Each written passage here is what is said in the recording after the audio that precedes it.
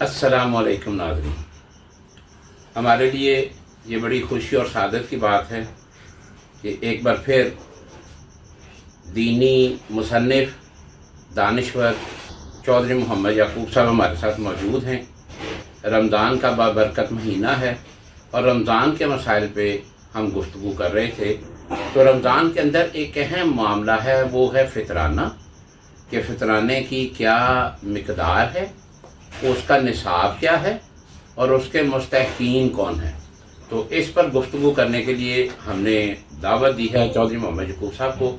हम आपको खुश आमदीद कहते हैं। अस्सलामु अलैकुम वरहमतुल्लाहि वबरकातुहू। वालेकुम अस्सलाम वरहमतुल्लाहि वबरकातुहू।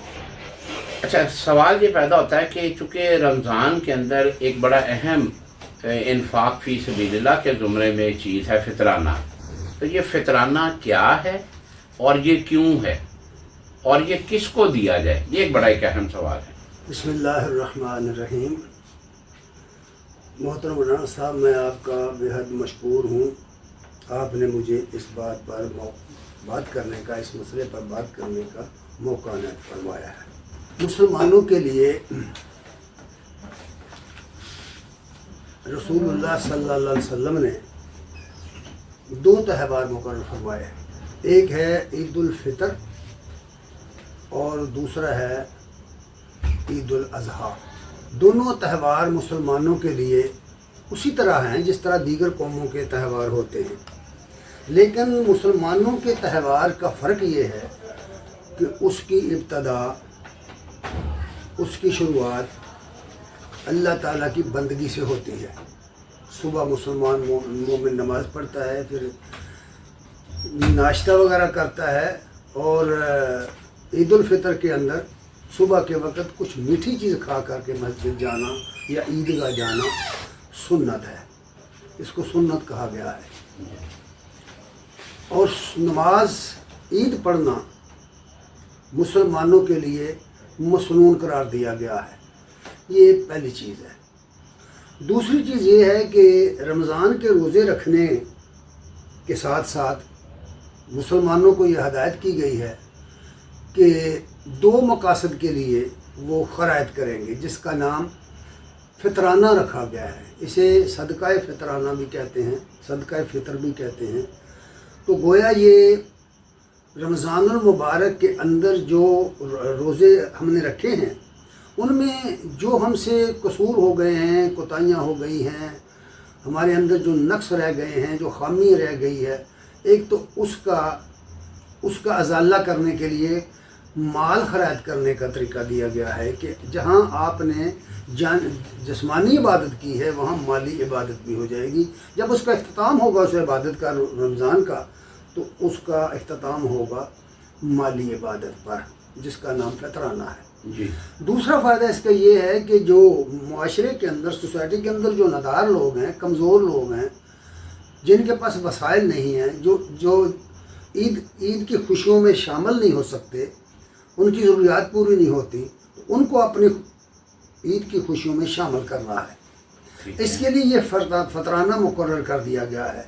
और ये हुक्म दरअसल ये है, जो बुनियादी हुक्म है वो ये है कि ये ईद के दिन से 1 या 2 दिन पहले मुस्तहक़ीन को दे दिया जाएगा। इसके लिए वो शर्तें नहीं हैं जो ज़कात वसूल करने वालों की शर्तें हैं। इसके लिए हर उस शख्स को जो ज़रूरतमंद है, जो सोसाइटी में कमज़ोर है, बल्कि बाद वो लोग भी हैं जो सिरे से अपनी माली कमज़ोरी को ज़ाहिर ही नहीं करते। लफ्ज़ कुरान ने लफ्ज़ उनके लिए मसाकीन इस्तेमाल किया हुआ है कि उनको ढूंढ कर उनकी मदद की जाए, तलाश करके उनकी मदद की जाए। और इसके लिए कोई निसाब मुकर्रर नहीं किया गया। अलबत्ता यानी निसाब से मुराद जो देने वाला है, जो लेने वाला है, उसके लिए कोई निसाब, कोई ज़ाब्ता नहीं मुकर्रर किया गया। हर ज़रूरतमंद उसमें आ सकता है, जो ज़रूरतमंद है, मोहताज है, या जो नादार है, या जो मस्कीन है। ठीक है। अलबत्ता देने वाले के लिए ये निसाब है, सिर्फ ये निसाब। इस पर जो हमारे पास रुपया पैसा है, हमारे पास दौलत है, जो वसाइल है, उन पर यह निसाब मुकर्रर उनका नहीं किया गया। इसका निसाब ये है कि हर फर्द के मुतल्लिक़ फ़ी कस के लिहाज से ये फ़ितराना अदा किया जाएगा। यहाँ तक कि अगर रात के वक्त किसी ख़ानदान के यहाँ کوئی بچہ پیدا ہوا ہے تو اس کا بھی فطرانہ دیا جائے گا، جی۔ اگر ان کا کوئی غلام ہے تو اس کا بھی فطرانہ دیا جائے گا۔ ٹھیک۔ بعض علماء یہ بھی کہتے ہیں کہ اگر کوئی مہمان آ جائے گھر میں تو اس کا بھی دینا چاہیے، یہ فطرانہ دیا جائے گا، یہ 2 دن پہلے۔ لیکن آج کل بعض علماء نے یہ فتوے جاری کر دیے ہیں یا یہ اجازت دی ہے کہ وہ 1 ہفتہ پہلے بھی جی فطرانہ دیا جا سکتا ہے۔ ایک اور بات بھی فطرانے کے متعلق ہے کہ فطرانہ جس طرح بعض لوگوں نے دیگر تنظیموں کے لیے دینا شروع کر دیا یا تنظیموں نے لینا شروع کر دیا یا مختلف مدارس میں ادھر ادھر دوسرے شہروں میں چلا گیا یا ہاسپٹل میں چلا گیا وغیرہ وغیرہ، تو یہ جائز نہیں ہے۔ فطرانہ صرف جو دینے والا ہے وہ اپنے محلے کے لوگوں کو، اپنی کالونی کے لوگوں کو دے گا، یہ اس کی حد مقرر کر دی گئی ہے۔ یعنی یہ قریبی شخص کے ساتھ قریبی ہے۔ لوگ ہیں، بلکہ اس میں جو شرط ہے، جو خرائط کی شرطیں ہیں نا جی مولانا صاحب، اس میں بنیادی شرط تو یہ ہے کہ جب خرائط کی جائے گی تو اس کی ابتدا شروع کی جائے گی اپنی قرابت داروں سے، ذی قربا سے، یہ پہلی شرط ہے۔ اس کے بعد یتیم ہیں، مساکین ہیں، مسافر ہیں اور بہت سارے لوگ جو بھی حقدار لوگ ہیں انہیں دیا جائے گا۔ اس کے بعد یہ جو اس کا پیمانہ مقرر کیا گیا ہے، جو اس کا نصاب مقرر کیا ہے، یوں سمجھ لیجئے، جی جی تو اس کی 2 حیثیتیں ہیں۔ عربوں کا طریقہ یہ تھا کہ وہ اپنی اجناس کو تولتے نہیں تھے، تولا نہیں کرتے تھے، ٹھیک ہے ٹھیک ہے۔ وہ اس کو پیمائش سے، پیمانے سے دیتے تھے، جس کو وہ عربی زبان میں صاع کہتے تھے، صاع۔ ٹھیک ہے یہاں ہمارے پنجاب کے اندر خصوصی طور پر جو زمیندار طبقہ ہے اور خصوصاً جو یہاں کے لوکل لوگ ہیں وہ اس کو ٹوپا کہتے ہیں۔ ٹھیک ہے وہ اس کی پیمائش اپنی گندم کی، اپنے گلے کی، جب جو موسم آ رہا ہے تو اس کی گلے کی اس کے ساتھ کرتے ہیں، اس کو ٹوپا کہتے ہیں۔ ٹھیک ہے۔ اب ظاہر ہے کہ ٹوپے کے اندر جب چیزیں ڈالی جائیں گی تو ان کے وزن میں کمی بیشی ہو جائے گی۔ اگر آپ آٹا ڈالیں گے تو زیادہ ڈلے گا، گندم ڈالیں گے تو زیادہ ڈلے گی، جو ڈالیں گے تو کم ڈلیں گے، اگر منقع ڈالیں گے تو کم ڈلیں گے، کھجوریں اور چھوارے ڈالیں گے تو ان کا وزن کے لحاظ سے وہ کم ہوں گے۔ ٹھیک ہے۔ وہ ٹوپا جو سا تھا مدینے والا، ایک وہ سا ہے، ٹھیک ہے دوسرا سا تھا کوفہ والا۔ ٹھیک ہے۔ ہمارے ہاں جو اختلاف پایا جا رہا ہے اس کے پیمانوں میں، اس کے اوزان میں، وہ اس وجہ سے پایا گیا ہے کہ جو لوگ کسی فقہ کے ماننے والے ہیں، اس کی تقلید کرنے والے ہیں، وہ جیسے ہمارے ملک میں حنفی فقہ کو اختیار کیا جاتا ہے، تو وہ ان کے نزدیک آج کل تو اس میں بھی ترمیم ہو گئی ہے، اہل علم نے ترمیم کر دی ہے اس میں بھی، لیکن اس کے نزدیک جو پیمانہ تھا کوفہ والا اس کو اختیار کیا گیا ہے۔ ٹھیک ہے۔ اور جو حدیث میں آ رہا ہے، جو اصل جس پر بنیاد رکھی گئی ہے، وہ مدینے والا تھا۔ ٹھیک ہے۔ ان کے اوزان میں فرق ہے۔ ٹھیک ہے۔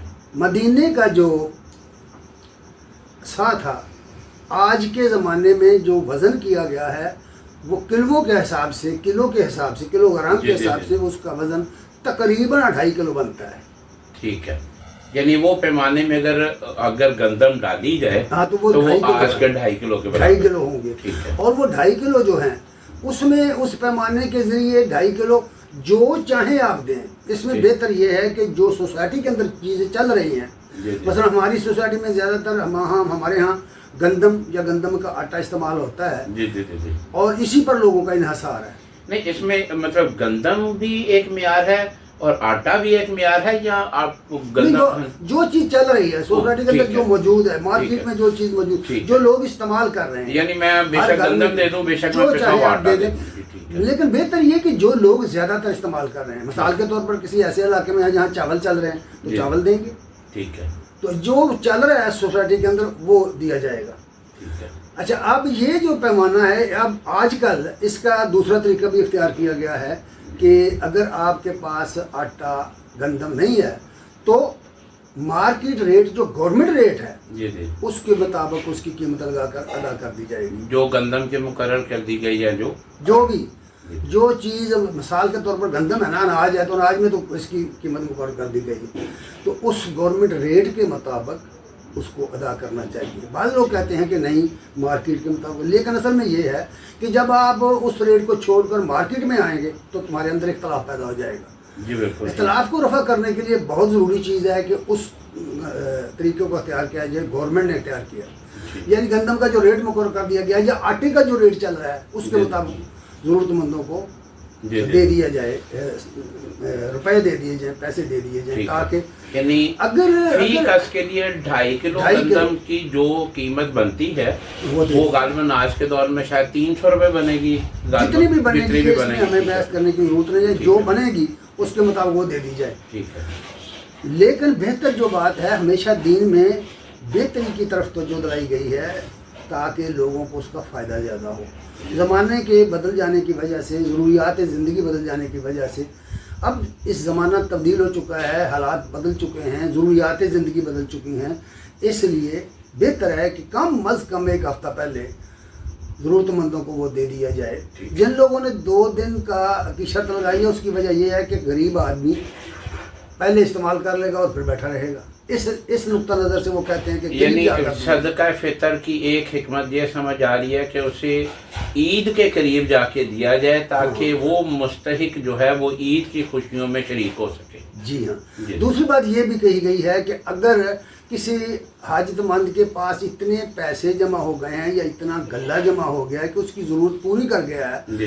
اور اگر اس کے قریب کوئی اور حاجت مند ہے جسے نہیں ملا، تو وہ اسے چاہیے کہ وہ بھی اس کو دے، اس میں سے اپنا۔ اچھا، یہاں ابھی تک ایک سوال تشنا ہے کہ دینے والے کا نصاب کیا ہے، وہ بھی نہیں آپ نے بتایا۔ نصاب اس میں نہیں ہے، اس میں فطرانے کے لیے مال کا نصاب مقرر نہیں کیا گیا۔ ٹھیک ہے۔ ہر وہ شخص، ہر وہ صاحب جس کی حالت بہتر ہے، ٹھیک ہے۔ وہ ہر آدمی اپنا فیصلہ کر سکتا ہے، یہ ٹھیک ہے۔ فتوے کی بات نہیں ہے۔ ٹھیک ہے ٹھیک۔ تو وہ اس کو اپنے یہ فطرانہ ادا کرے گا، اس کے لیے نصاب اس کے لیے وہ نصاب جو زکوٰۃ کا ہے یا جو بالکل دیگر شرط چیز نہیں وہ ہے، نہیں ہے۔ بالکل شرط نہیں۔ ماشاء اللہ جی، سبحان اللہ، جزاکم اللہ خیرا فی الدارین۔